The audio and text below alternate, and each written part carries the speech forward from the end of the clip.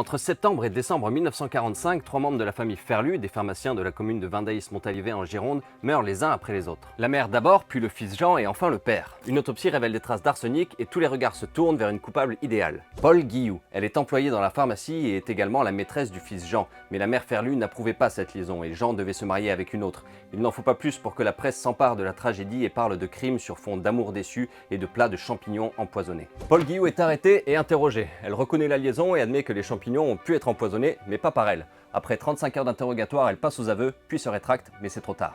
J'étais exténuée, on m'a menacé de mettre ma mère en prison à ma place et je n'avouais pas.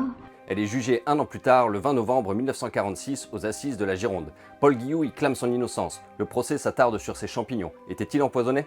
La mort par l'arsenic, contenue dans beaucoup de substances, peut être accidentelle. 2 jours plus tard, le verdict tombe. Elle est jugée coupable de triple empoisonnement. Paul Guilloux échappe à la peine de mort, mais elle est condamnée aux travaux forcés à perpétuité. J'ai crié, j'ai voulu sauter, je me suis pas rendu compte. À Sud-Ouest, les journalistes s'interrogent. Aucun mobile et aucune preuve directe n'ont pu être démontrés. Et si c'était une erreur judiciaire? Des questions persistent, ce n'est pas clair. Et en 1954, la libération de Marie Bénard, une femme aussi accusée d'empoisonnement à l'arsenic, rouvre l'affaire Paul Guilloux.